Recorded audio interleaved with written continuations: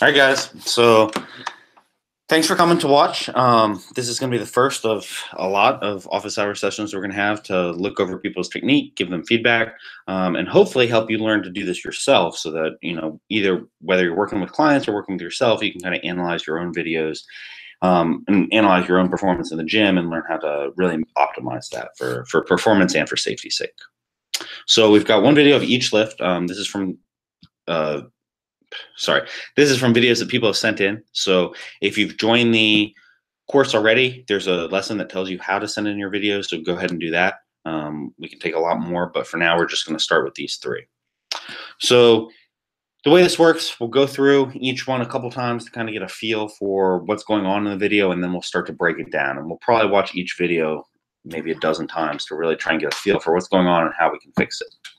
So to start out, let's just watch this bench all the way through so we can kind of get a feel for it. I'm going to mute it first because we do not need the volume. All right. Mute that.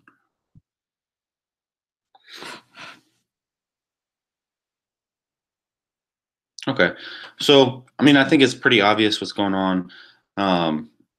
Obviously, we got a lot of weight. This person's really strong, especially because it doesn't look like they're, enormous or anything. So moving that kind of weight's really impressive. But I think that we definitely want to get that butt down. We want to get a lot more tightness in the entire body, and then maybe we need to clean up this bar path a little bit too. So let's start breaking this down. We'll start with the very, very beginning. So right about here. So ideally, when you're sending these videos, you send them in so we can see the entire setup, right? And this person's already on the bench. We don't know how they got in that position, which actually does make a pretty big difference. But we work with what we got. So this is what we got. We can see they're on the bench. There's some good stuff going on. They have their feet more or less directly under their hips. Legs are in close. I actually like that. Usually when people have their legs in close, it makes it easier to get a little bit of hip drive going on. We've got a little bit of arch in the back. And it looks like the shoulders are pretty well externally rotated and locked down there. He's getting a lift off, which is good, especially in these types of benches. If you're a person who has to train in a commercial gym, it's really, really helpful if you can get a lift off out of those hooks. You see anything? Yeah, so I think, and this is my opinion, right? Knowing that the butt came off the bench, it might be useful to externally rotate the feet a little bit in order to squeeze the glutes more. Because one way to keep the butt down is to make sure that it's extremely tight, right? Doing that, it almost seems too like a lot of his air is in his chest. And he's wearing the belt, so that should be a really, really great feedback mechanism to make sure that he's pushing a lot of air into his entire torso so that the force that he generates from his feet through his tight glutes goes all the way into the bar. That's one of the things that's really sticking out to me most. I totally agree. Let's watch this back in slow-mo and see if we can kind of pick this apart. So, sorry, fellow. All right. So I think through the descent, we've actually got a pretty good amount of tightness. You can see he's really picking his chest up to reach the bar. His lower body's moving all around. We don't want that. But in that upper body position, that's a good tight descent. It really is. All the way down, touching it, and then as soon as you hit the chest, that's when it starts to collapse. So let's start, I think, like you said, with the feet. One of the things when you start your descent, right? So really before here. All right, so you can see how his feet are kind of moving around a little bit. His knees and his hips are all wiggling a little bit. We don't want that. Right when you first get on the bench, you need to make sure you're in that solid position. So like Dominic said, you probably need to externally rotate those feet a little bit. And honestly, I would have them a little bit further forward. I would have this toe, that's right about here. I would probably have it right there, only so that he can get his heels closer to the ground. I know a lot of people like to bench on their toes, but I think usually that's because they're lacking some sort of mobility. And in this case, I think you're right. It looks like he's lacking quite a bit of ankle mobility and really can't get that heel down. So externally rotating the foot and moving it up maybe just an inch or two should help to get the heel closer. I don't think it needs to be all the way down, But it looks like he's got everything pressing through the ball of his foot there. Yeah, especially because when you press through your heels, that's a really great way to activate your glutes. Yes. Whereas pressing through the toes is going to turn on your quad more, and it seems like the glutes in that low back area, torso around the stomach, around the belly button, is really going to be an issue. Yes, and so let's go up there. Let's look around this kind of upper body area. So I think what you're saying is right. He needs to get that air in the full torso, and beyond that, he also needs to be doing more of a thoracic arch rather than a lumbar arch. You can kind of see, and this is almost always the case when you see people's butts shoot up, it's because they're arching their lower back down here and not their upper back up here. And so what that does, when you're in that type of position, there's nowhere for your hips to go but up, right? You can't transfer that force from your legs to the bar. It's really not possible. So in addition to really trying to fill the whole torso with air, the way I like to do this is breathing into my upper chest and then trying to breathe into my rib cage. I find like that process for me helps me to get that better position. And then really working on that thoracic arch. You might need some mobility drills for that. But I think those aren't two major changes. Not at all. I mean, honestly, this is exciting for me, for this individual, because there's already so much weight on the bar. All these little bitty details that can be going on, right, with the shoulder and all this stuff that can be, and putting the scapula into place. That looks really great, right? Like his elbows are internally rotating just enough to keep that bar path. I really liked where he hit the bar on his chest. It looks really solid. I mean, these two fixes to me, I mean, in a month maybe to really have it down pat, and that weight's going to start moving. The only other thing I would add is, okay, so let's watch. Descent is good. I wouldn't change anything on descent except for the feet moving around, but we already talked about that. So you can see right as soon as the bar touches the chest, these hips are already shooting up. And I think that really has a lot to do with nervousness. I think it's a heavy weight. I think this person is probably rushing things a little bit and really trying to make sure that they're explosive as possible, which is good. But at the same time, you need to control that aggression. You need to make sure that when you're coming off of your chest, you're keeping that same tightness, especially in the upper back. The lower body too, we've just already talked about that. But I think we're also seeing some loss of upper body tightness here. The elbows flare too quickly. So you need to be initiating that drive with the elbows still locked and then flare a little bit later. So so I've not asked Ben this question yet, but the more I watch it, the more I wonder if his shoulder blades could be pulled together more, because he looks kind of spread out on the bench. And I wonder if that could help with that thoracic arch too. Like, what do you think? I think it's just hard to tell from this angle. It's definitely possible, but without having seen how they got set up, it's really difficult to tell.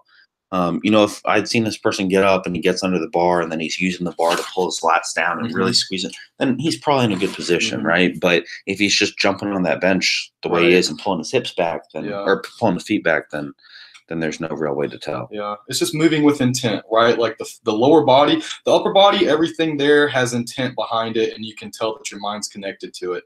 You just have to connect that mind to the lower body as well and make sure that every part of your body is helping you move that weight exactly how you want it to move. All right, I don't think we have any questions on this video, so let's move to the next one. See how many of these we can crank through. I'm gonna open. Nice job though, dude. Yeah, for sure. For sure. Let's open this one. All right, so this time we've got a deadlift. Again, really heavy weight. Y'all are crushing it. Yeah, I think 675. And again, not some mass sponsor. So this is a really good Wilks right here. This isn't slow-mo. We'll watch it in slow-mo first, and then we'll go back and watch it again. That is a grind in slow-mo. Damn. Nice. Let's go to regular speed and see how it looks. Finish those glutes. Finish. Holy cow. Finished! Woo!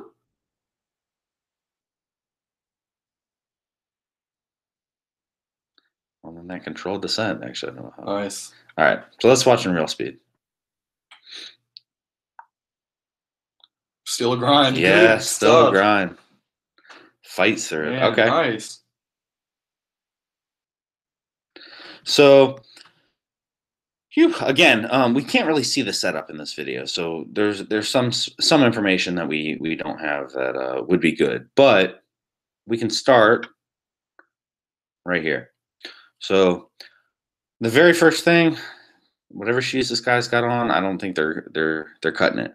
For me, even Chucks aren't really ideal for pulling because the support of the sidewall of the shoe is just so little that you can't really get any external rotation. And that's okay for conventional deadlift. I think some people prefer that, but if you're not going to get that external rotation, just wear slippers. Save yourself that millimeter and a half of pulling by pulling your socks or pulling in deadlift slippers. So that's a pretty minor thing. Otherwise, I think we've got kind of a lot going on here. Do you want to start with the feet, or do you want to start with the? Let's start from the ground up. Okay. I mean, I like the socks. The socks are fire. Yes, excellent job on the socks. For the actual feet, so again, it's kind of hard to tell without seeing this person set up. But what it looks like to me is that they've got the bar a little bit too close to the shin when they're starting out, and they have their feet a little bit too close together. I'm fine with that degree of external rotation right here. I don't think they need their feet pointed straight ahead, but if you were to widen the stance just a little bit, I'd like to, you very well may want to have those feet pointed a little bit further ahead. Mm-hmm. So ideally with this bar, you've got the bar directly over the midfoot, which is probably about half an inch further away from his body. And we'll see how that comes into play a little bit later. The big thing, the number one thing I'm seeing here is these knees. Already you can see he hasn't even started this pull, and you've already got the knees coming in, mm-hmm. which is showing that those glutes are not activated at all. Probably don't have much hamstring in here either. And those need to be primary movers in the deadlift off the floor. Mm-hmm. It's very, very tempting, and I see a lot of people do exactly what this person is doing, where you're using all back off the floor. And what happens in probably 95% of those cases is exactly what we see here, mm-hmm. where halfway up, as soon as you pass those knees, all of a sudden you don't have anything left to lock out with, because your glutes and hamstrings were never in play to begin with, and your lower back's already either exhausted itself or put itself in a bad position, breaking the bar off the floor. It might work in strongman, but not necessarily here. Yeah, and in strongman you can use your thighs as leverage, right, but we're not trying to do that.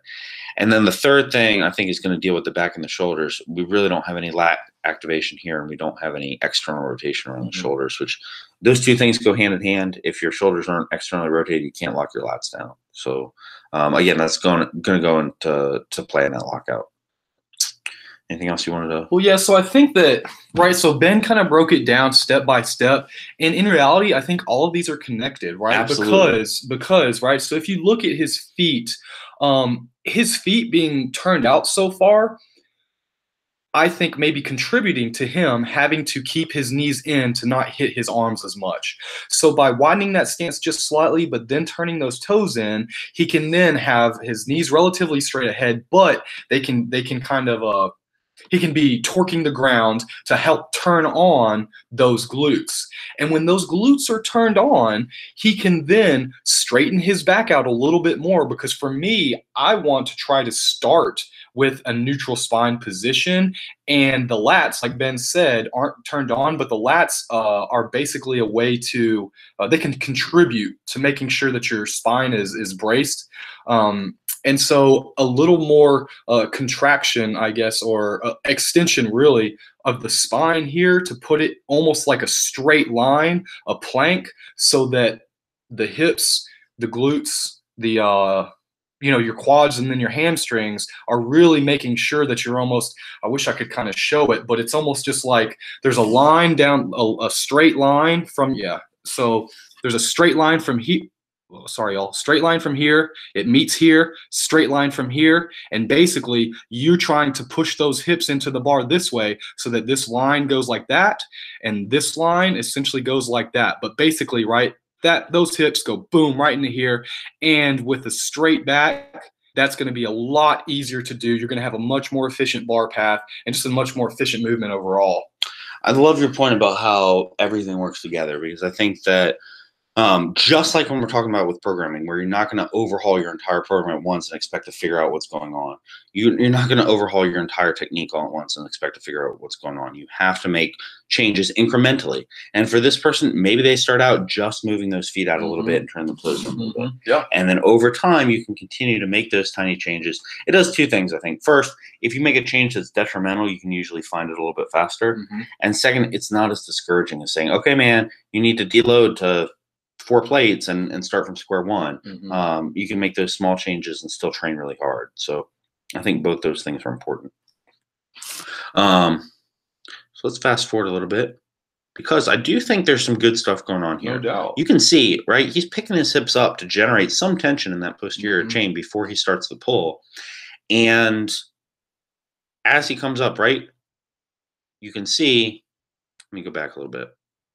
So he gets that good tension right before he starts the pull, but right away, this bar starts to get away from him. And I think that's because the bar starts too close, right? There's nowhere, like you're saying, with his feet that tight, his toes turned out, the bar that close, there's nowhere for it to go except out and away from your body. That's what puts us in this bad position. You can see here, his hips are almost already locked out, but the bar is not even to his knees yet. And that means from here on out, this is an entirely, this entire lift is driven by the low back. Yeah.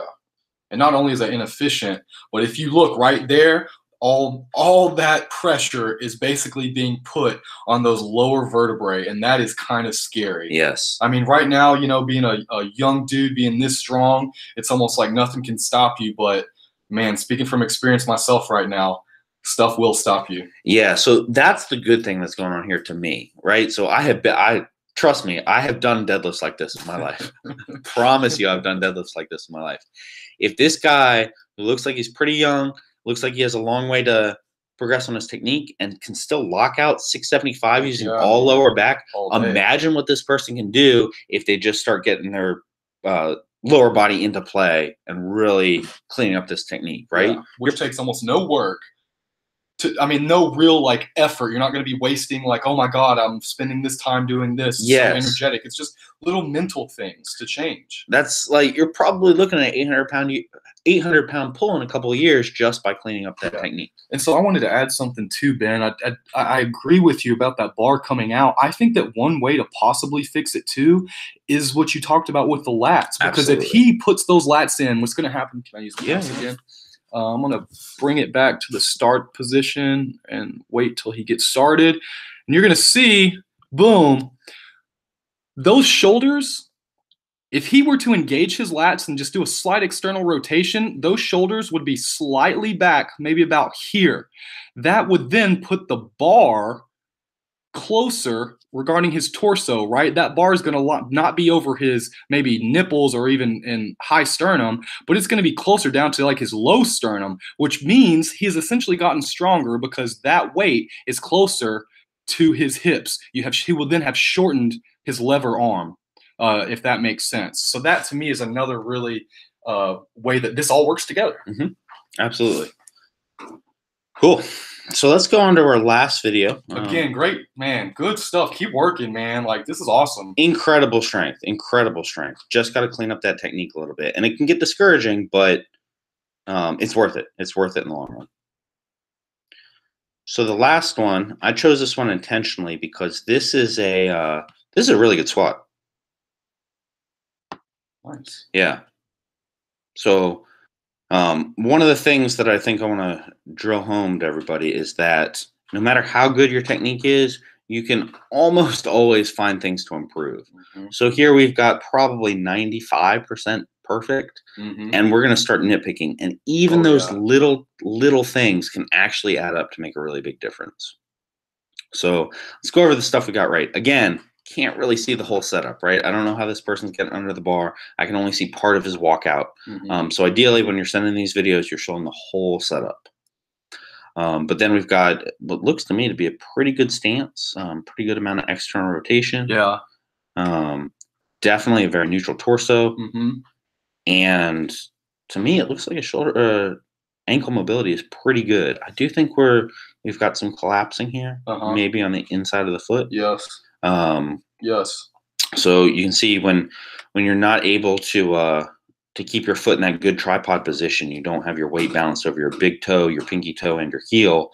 Your arches tend to collapse, especially in chucks. Again, I'm not a fan of chucks. But when those arches start to collapse, your foot rolls in a little bit. That makes the knee come in a little bit. That takes your glutes out of the movement. All right. So that's one big thing that I'll help this person work on. How do you recruit how do you feel that tripod? So personally, what I do when I before I step out of the rack, excuse me, I stomp my feet, and you've probably seen me do this. When I stomp my feet, for whatever reason, that helps me think, okay, I need to turn these feet on. And I try to claw the ground, so squeeze with almost like I were trying to pick something up with my foot, trying to squeeze the ball of my foot to the heel. Nice. And then I twist out. Nice. And I think for me, that really gets me in a And that pretty gets good your position. pinky toe going as well? It does. Okay. Now, keep in mind, I also wear orthotics when I squat because I have very flat arches, and I use CrossFit shoes, which are flat like the Chucks. And so I think they have made a big difference for me, both in terms of balance and in knee pain, decreasing knee pain.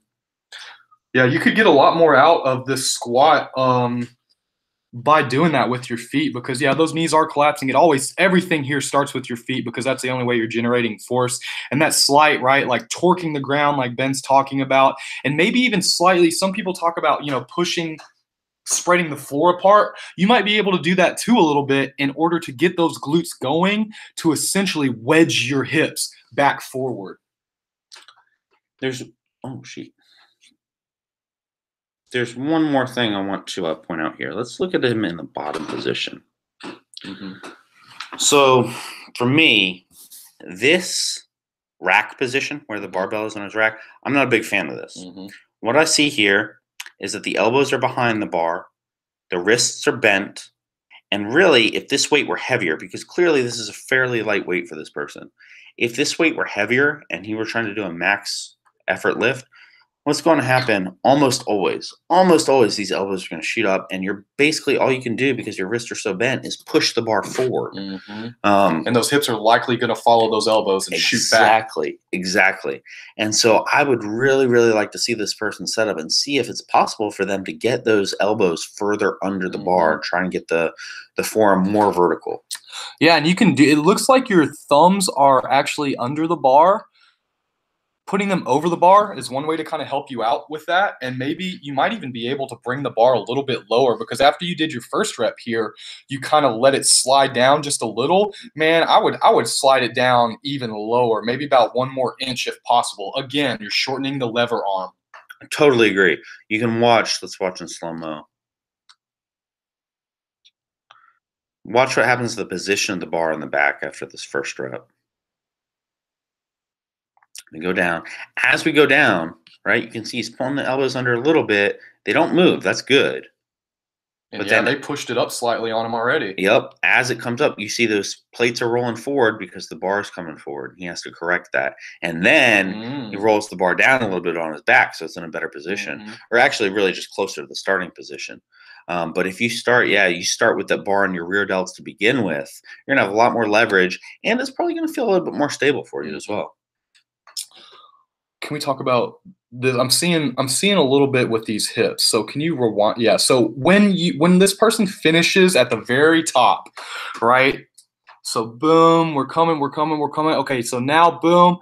And then it kind of sinks under him. It's almost as if his glutes are lagging, right? They're almost lagging. And for me, I think that more tightness around the belly button and below down to the pelvic area, but wrapped all the way around the body, is going to help this individual engage the low back and glute connection that makes it really possible to use the glutes to best propel you out of the hole, because it almost looks like there's a little bit of a disconnect there, and making sure that everything's connected, everything is extremely, again, every single muscle, every fiber of muscle in your body is working to get this weight from point A to point B. That should be going on, and I feel like in that area there's a little bit of some force leaks going on, basically. What do you think? Yeah, I mean, there's always these types of things where, and this is again why we harp so much on frequency of training is because there's always these little things you can fix, and you never know. It might be a tiny, tiny thing that ends up making a huge difference. At my last meet prep, my deadlifts were not going well at all. And, I had Dominic analyze my videos, and he's like, we're trying to find things wrong. And he's like, look, man, all I can see is that maybe your knees are coming in just the slightest bit when you're initiating that pull. And I couldn't even see it, to be honest with you. But once I really started thinking, okay, I need to keep those knees locked in place off the floor, made a huge difference. And my deadlift started to get back on track. So you really, really have to pay attention to these small things. Yeah, exactly. And sorry, while Ben was talking, I was able to see this more. And I feel like this person needs to essentially turn on his erectors all the way down to his tailbone, because you can see his tailbone is curving under slightly here. Turn on those erectors all the way so that then we make that same type of here's a line, and essentially boom. So here's a line, but this starts to curve under. You want it so that it's boom, boom, so that there's no basically butt wink that's going on there. And I think that those erectors can probably be even more turned on through all the way up to, the base of his neck. Honestly, I think that's more of a symptom of we've got a person here doing a wide stance squat in flat shoes with a high bar. Yes, I think it's just going to make it hard to do what you're talking about. No doubt, yes. But yeah, I totally agree. Like that, whatever the cause, it should be addressed. Yeah.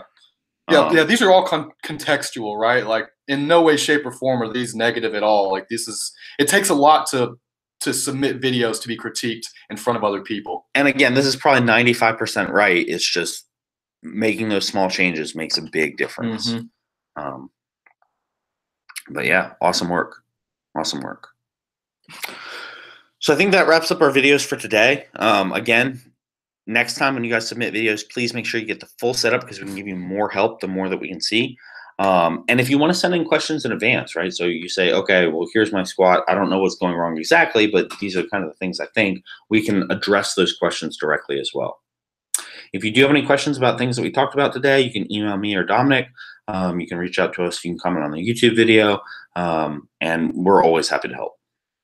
See you next time.